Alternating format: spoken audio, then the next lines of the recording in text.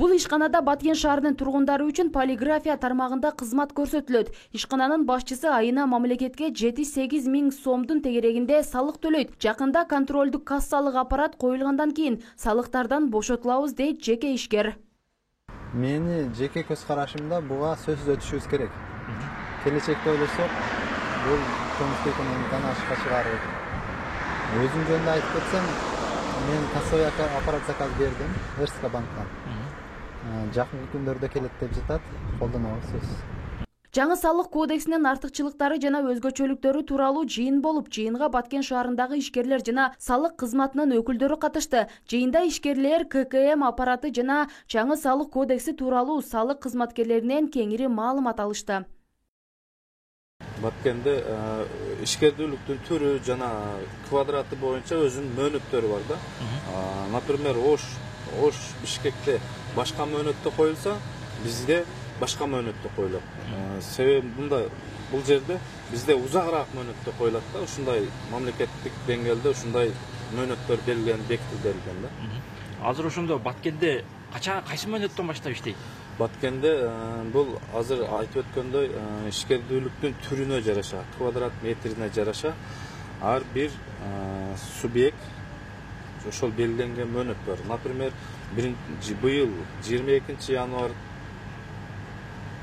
январга чейин орнотула турган субъекттер бар. 24-жылдын 1-январына чейинки ушул бөлүк менен ишкердүүлүктүн түрүнө жараша бизде сроктор, мөөнөттөр бекитилген да. Ошону негизде коюшат.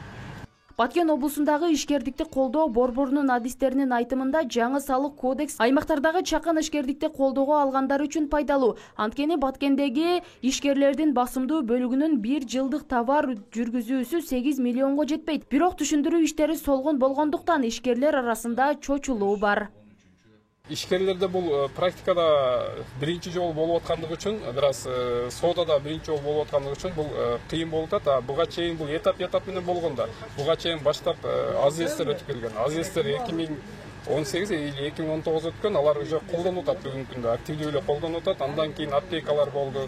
Алар деле колдонуп атат. Мисалга аптекага кирип, любой аптекага же АЗСке кирип соода кылсаңыз, сизге кадимкидей чек чыгарып берет ККМден. Магазиндер жанагы соода түйүндөрдү булар 2022 январдан уже күчүнө кирди, бирок түшүндүрүү иштери менен түшүнгөндөр акырындык менен коюп атат. Белгилей кетсек, Баткен шаарында контролдук кассалык аппарат менен иштөөгө милдеттүү 500гө жакын ишкердик субъект болсо, анын 105и этап менен ушул жылдын башына чейин өтөт. Калганы ишмердүүлүгүн мөөнөткө карап жакынкы айларда өткөрүш керек. Ал эми ККМ аппараты менен соода жүргүзбөгөн ишкерлерге айып пул салынаарын салык кызматкерлери эскертүүдө. Бактыгүл Мейрадилова, Медербек Айдарали уулу, Алтын бешик жаңылыктары.